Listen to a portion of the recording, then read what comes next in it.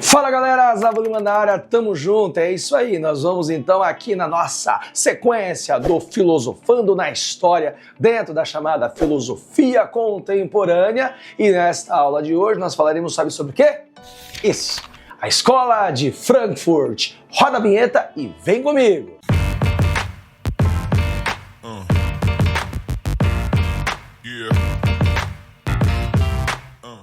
Bom, pessoal, olha só que bacana, né? Chegamos num ponto aí da filosofia contemporânea que faz uma grande interdisciplinaridade com a sociologia, a história, obviamente, também, né, pessoal? A Escola de Frankfurt é muito estudado dentro da sociologia, mas a gente vai destacar dentro dos pensadores da Escola de Frankfurt aqueles que se destacaram mais na filosofia, que é o caso aqui que nós vamos dar uma ênfase nessa aula, a teoria crítica dentro, né, de dois pensadores, cofundadores da Escola de Frankfurt, né, pessoal? Que aí é o Horkheimer e, obviamente, o Adorno. E nessa lógica, então, pessoal, pensar a Escola de Frankfurt é, obviamente, pensar a história do século XX, da história contemporânea do século XX. Então, a Escola de Frankfurt, ou chamado Instituto, né, de Estudos Sociais, que surgiu ali, né, dentro de pensadores, pesquisadores que eram vinculados à Faculdade de Frankfurt, à Universidade de Frankfurt, lá na Alemanha, que lá no início do século XX, em 1923, 1924,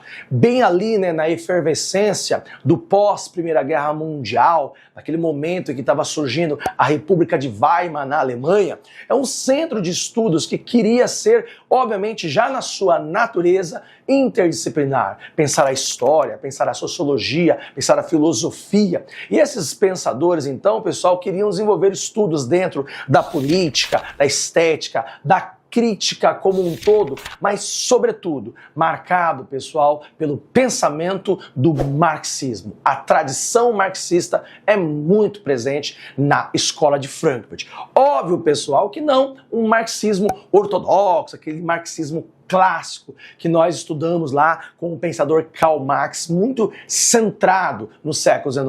É um marxismo que vai olhar para outros vieses, para além da questão puramente econômica e estrutural da sociedade. Então eles são marxistas, mas não marxistas clássicos ortodoxos. Eles vão olhar para outras linhas de pensamento além economia. E a gente vai ter uma grande ênfase, obviamente, na Escola de Frankfurt, o estudo da cultura e da sociedade. Tudo bem isso? Então, entendido isso, vamos dividir essa nossa aula em duas grandes partes. Entender o geral, né, quem são esses pensadores da Escola de Frankfurt, ou as ideias gerais deste Instituto de Pesquisas Sociais dentro da Universidade de Frankfurt.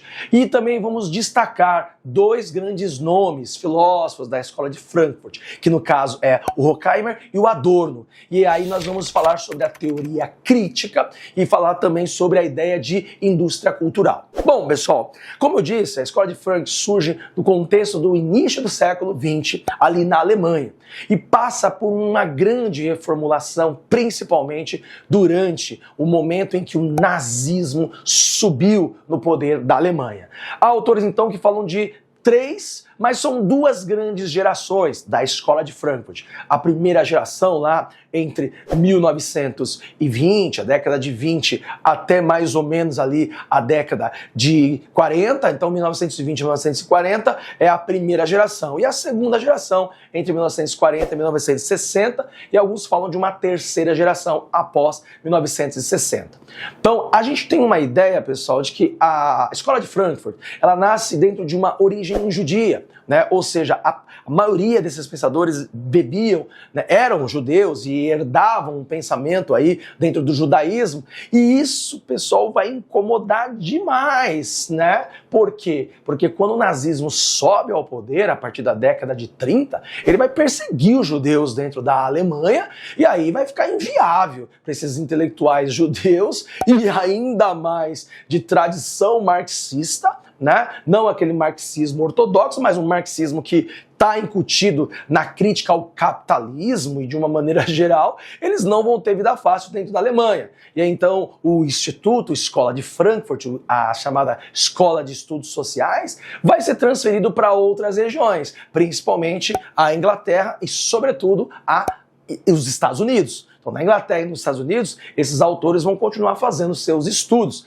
Alguns deles, obviamente, né, vão ser extremamente massacrados, que é o caso do Walter Benjamin, né, que acabou, né, morrendo aí dentro da lógica do sistema nazista, né? Então é um terrível perda, né, pessoal? Então, nessa ideia, então, pessoal, a escola de Frankfurt surge na década de 20, se estrutura entre 20 e 30, tem aí, né, uma segunda geração que vai ser fora da Alemanha na década de 40, década de 60, e a gente tem uma ideia de que esses caras eram pesquisadores, intelectuais da área de história, de sociologia, de filosofia, e que desenvolviam estudos, né, dentro de um escopo geral, que queria, então, criticar a sociedade vivente, o sistema econômico vivente, a partir do pensamento marxista. Então, nessa lógica, pessoal, há uma relação forte dentro dos estudos da escola de Frankfurt, né, com a ideia do antipositivismo dentro do pensamento histórico, sociológico e, sobretudo, filosófico. O que é o antipositivismo da escola de Frankfurt?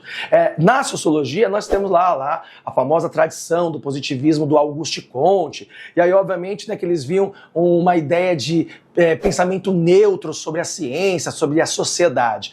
A galera da escola de Frankfurt não acha que a sociedade tem que ser pensada de maneira neutra, tem que ser pensada de maneira, né, crítica, e nessa maneira crítica é de atuação. Então eles são antipositivismo. Ao mesmo tempo eles mesclavam seus pensamentos, pessoal, com a ideia da psicologia, que vinha surgindo desde lá do século XIX, a psicanálise, né, do famoso ali, né, intelectual, o Sigmund Freud. Então eles conseguiam aliar o antipositivismo, a psicanálise do Freud e, obviamente, né, eles pensavam na filosofia a ideia da existência, do ser, dentro de um pensamento maior, tudo isso ali embebido com a crítica marxista, com o pensamento, né, marxista em atuar na sociedade, em ter uma ideia de que não adianta só estudar um assunto, tem que estudá-lo e, obviamente, criticá-lo. Este é o pensamento da chamada teoria crítica. Bom, vou melhorar isso aí. Não, os principais nomes, né? Tem os principais nomes da escola de Frankfurt?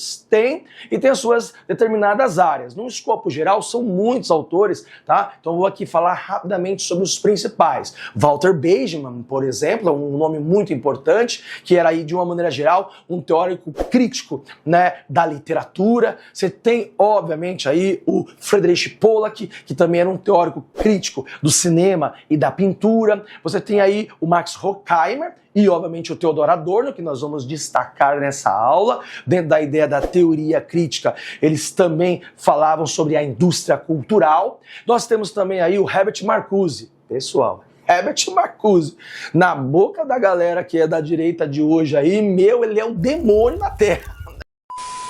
Tudo que é de ruim do século XX, pensando dentro do pensamento marxista, cai nas costas do Herbert Marcuse. Essa ideia toda aí que nós temos, né, de falar sobre o marxismo cultural, Herbert Marcuse é o demônio na Terra. Herbert Marcuse, pessoal, que tinha aí como ideia, né, um texto muito conhecido, famoso, de 1955, Eros e a Civilização, onde ele alia, né, o pensamento de Sigmund Freud com o pensamento de Karl Marx, onde ele está falando sobre o inconsciente do consumo. É muito bacana o Herbert Marcuse quando ele fala, né, sobre a ideia de como que as pessoas são levadas ao fetiche da compra, o consumo. Então ele pensa ali na linha do Freud, da psicanálise, ao mesmo tempo ele coloca o Marx criticando a sociedade capitalista.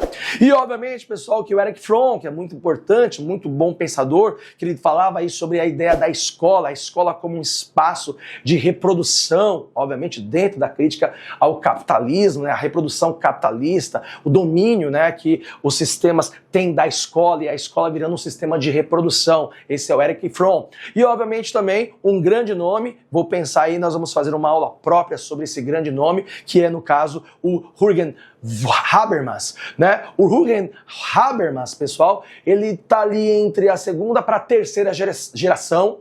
Ele merece uma aula específica para ele. Ele fala sobre, ele é o teórico da democracia, ele faz uma crítica do espaço de deliberação, no qual, né, a gente tinha, né, aí lá na Grécia Antiga a discussão sobre a ideia da ágora como espaço de deliberação, e a gente está falando dos vários espaços de discussão dentro do sistema capitalista, criticando, né, esta ideia de que a gente precisa de espaços de deliberação. Então, nesta dessa lógica, pessoal, são os grandes nomes da Escola de Frankfurt e as áreas que eles atuaram. Tudo bem? Então não dá para a gente explorar todos numa aula específica, até porque o escopo do curso é a gente pensar, né, a filosofia como uma introdução geral, até para vocês se aprofundarem, mas, né, destaquei aqui os principais nomes da Escola de Frankfurt, as suas linhas de pesquisa dentro da história da cultura e da sociedade. Nessa segunda parte agora sim, vou trazer dois grandes nomes para a filosofia e o pensamento social da Escola de Frankfurt. É o nosso destaque aqui para a teoria crítica. Beleza?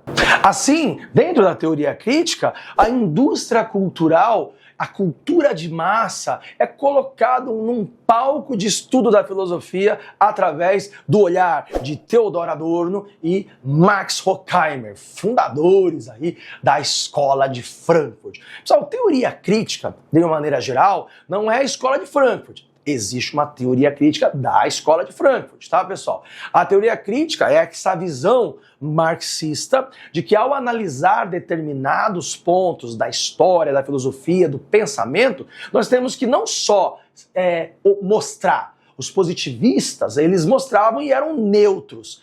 Os teóricos críticos acreditam que temos que mostrar e propor mudanças, em atuar. Esse é o pensador da teoria crítica dentro, obviamente, bebido, né, das leituras de Karl Marx, que era e pensava, obviamente, nas mudanças da sociedade através da ação das pessoas. Então esses intelectuais da Escola de Frankfurt, sobretudo aí no caso o Adorno e o Horkheimer, eles mostravam um tema e propunham as possibilidades de poder atuar para criticar esse tema. Então não entenda a crítica, pessoal, como uma coisa ruim. Crítica é uma coisa de se propor a mudar, a analisar algo e tentar propor mudanças. Dessa maneira, então, pessoal, há um livro-chave de entendimento escrito por esses dois autores, que no caso é A Dialética do Esclarecimento. Esse clássico da Escola de Frankfurt, esse clássico da sociologia e da filosofia, onde você vai entender aqui que esses dois autores estão criticando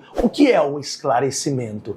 É neste ponto que eu lembro que na nossa introdução à filosofia contemporânea, tinha aqueles movimentos contemporâneos que apenas discutiam o projeto moderno, né? E tinha aqueles que rompiam com o projeto moderno. A Escola de Frankfurt rompe com o projeto moderno. Porque, por exemplo, né, quem falava de esclarecimento, aliás, há um autor muito conhecido da Idade Moderna, que é o Immanuel Kant, que fala sobre o esclarecimento, a racionalidade. Nesse sentido, o projeto da modernidade, pessoal, que colocava o esclarecimento, né, como uma ideia, o iluminismo, o racionalismo como salvador da sociedade, isso é um problema dentro da teoria crítica. Porque na teoria crítica, pessoal, um processo histórico desse, de formação do esclarecimento, a gente entende que aquelas pessoas que têm o esclarecimento, eles usam ele para dominar e não para criar uma sociedade mais igual. Quanto mais crescimento um determinado poder tem, mais ele começa a se apoiar numa dominação com esse conhecimento. Então, dentro dessa lógica, e eles viveram isso na pele, né? Logo depois da criação da Escola de Frankfurt, você tem a ascensão do nazismo, do fascismo na Europa na década de 30. A Escola de Frankfurt foi perseguida, foi fechada. Os estudos sociais na Escola de Frankfurt, os caras tiveram que se mudar, né, para a Inglaterra e para os Estados Unidos. Então eles viveram na prática que aquela ideia de racionalismo nazista, os nazistas eram racionais. Os fascistas sabiam o que estavam fazendo. Estavam perseguindo porque eles estavam sabendo o que eles estavam fazendo. Então, nessa lógica, pessoal, eles criticavam esse projeto iluminista que criava uma ideia de que o racionalismo ele ia salvar o mundo. Pelo contrário, a lógica política racional levou no século XX à produção de destruição e conscientemente. Esse era o projeto fascista, esse era o projeto nazista, que foi muito criticado pela Escola de Frankfurt. Dessa maneira, pessoal, a teoria crítica então entende que o capitalismo, que também foi mantido pelo fascismo e pelo nazismo, ele é uma expressão do esclarecimento. O capitalismo ele é consciente. As desigualdades que o capitalismo cria é consciente, porque os caras têm aqueles que têm o poder e a dominação do esclarecimento, e eles então impõem esse domínio domínio através da sua própria racionalidade. Então o projeto moderno do iluminismo, ele só atendeu aos burgueses, que dominaram esse esclarecimento e fizeram a dominação em cima daqueles que não o têm. Dentro dessa ideia, pessoal, há um outro conceito importante dentro da teoria crítica, dentro da escola de Frankfurt, que é o conceito da razão instrumental. A razão instrumental, então, diz, pessoal, que existe dentro dessa ideia do esclarecimento, a razão instrumental é uma razão técnica, é uma lógica da utilidade. As coisas são feitas dentro desse sistema capitalista, racional, com o fim de chegar em alguma coisa, de conquistar algo. E nessa conquista de algo, né, você tem então, dentro da razão técnica, dentro desta ideia de razão instrumental, você tem menos a razão vital, a razão crítica. Então, quanto mais técnico, menos crítico é. E quanto mais crítico, menos técnico é. Então, pessoal, a razão técnica dentro da teoria crítica, o que os teóricos da escola de Frankfurt, que especificamente Adorno e Horkheimer está falando, que dentro dessa lógica, pessoal, quando a gente traz o capitalismo, que é o sistema que está sendo incorporado no mundo desde o século XIX e crescendo muito no século XX, você tem a ideia de que o projeto esclarecedor da burguesia de dominação, o esclarecimento, ele cria uma totalidade e o capitalismo se homogeneiza criando os seus padrões técnicos de reprodutibilidade. Essa reprodução, ela é sempre voltada para uma utilidade. E qual utilidade? Apenas então fazer uma produção que no fundo gere lucro apenas. É nessa lógica que o Adorno e, obviamente, Horkheimer, eles elevam no seu texto a discussão da análise sobre a cultura, e nesta análise sobre a cultura, eles vão falar sobre a produção artística. Lembra que os caras da escola de Frankfurt queriam sair daquele marxismo puramente econômico? Eles falam que dentro da cultura, pessoal, dentro da arte, dentro desta lógica, né, você tem, então, um tipo de indústria cultural. Então, tudo vira produto. Se tudo vira produto no capitalismo, se até o conhecimento... Aliás, o conhecimento é o que mais vira produto dentro do capitalismo, né? É verdade. Então, se tudo vira produto, a arte vira um produto, a música vira um produto, a literatura vira um produto, até mesmo a filosofia vira um produto. Então, tudo dentro do capitalismo vira produto e a indústria cultural vai dominando esta produção. Então, eu vou dar um exemplo aqui, pessoal, um exemplo bem classicão, né? Você sabe que há duas produções culturais que antes da indústria cultural eram autônomas, que é o caso, por exemplo, da cultura popular, que ela se faz natural, né? A cultura popular, ela é natural, entende? Ela não tem regras claras, ela vai acontecendo e tem a sua naturalidade e identidade própria. A cultura erudita também. A cultura erudita, pessoal, por mais que ela tenha suas regras, que ela mantenha ali os seus padrões e o clássico, ela tem estudos, ela tem forma, mas ela tem uma forma também que deve ser mantida dentro de uma característica. Já a indústria cultural, já a ideia de reproduzir qualquer coisa para uma utilidade de venda, você tem um pouco, né, do padrão técnico da cultura erudita, e eles tentam trazer o ralo, talvez, aquilo que é mais simples da cultura popular. Então a cultura popular, que é natural, e a cultura erudita, que se faz na técnica, ela se perde dentro de uma indústria cultural. E assim a gente pode entender, pessoal, que nesse contexto da racionalidade técnica aí, e nesse contexto da indústria cultural, há uma fabricação de mercadorias, e a mercadoria, pessoal, dentro do capitalismo, tem que gerar lucro. E aí, se é vazio, se é apenas entretenimento pelo entretenimento, certo? Se é alienação e isso gerando lucro, tanto faz. Então a indústria cultural não está preocupada com a naturalidade da indústria, da chamada cultura popular, e muito menos com a técnica da cultura erudita. Está preocupada em gerar lucro, está preocupada em entreter por entreter, está preocupada em alienar. Agora, pega isso nas mãos de racionais dominadores, pessoal. É isso mesmo. Então você vê isso, por exemplo, na produção do cinema, você vê isso produzido também na produção de música, tá? Então, por exemplo, pessoal, pega lá alguns estilos musicais que você conhece, aquela música chiclete que fica na cabeça, sabe? Tengeleca, tengeleca, tengeleca.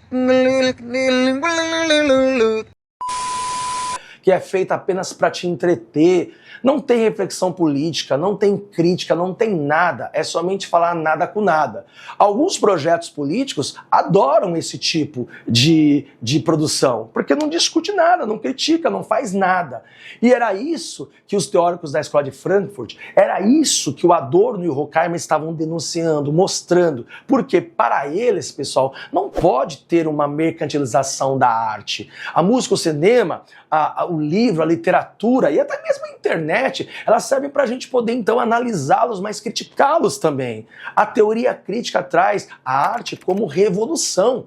A arte, a gente viu muito isso em vários momentos históricos, de que a arte gera uma revolução. E era isso que os teóricos críticos da Escola de Frankfurt viam. Era isso que Adorno e Horkheimer entendiam como a cultura engajada, aquela cultura que muda, aquela arte que transforma. Agora, a indústria cultural não está preocupada com transformação, não está preocupada com arte que muda, está preocupada em alienar, ganhar dinheiro, e somente isso é colocado. Então, pessoal, olha que interessante, né? É a primeira vez que isso é estudado. Então, os teóricos de Frankfurt, eles olham o marxismo por outra ótica e abriu as possibilidades de entender o mundo, né, através do olhar da crítica marxista, não só na economia como estrutura, na arte, por exemplo. E aí, então, pessoal, trouxe para vocês aqui, né, esse texto é muito famoso, né, que é a Dialética do Esclarecimento, escrito aí por o Horkheimer e o Adorno, falando sobre a indústria cultural e a cultura de massa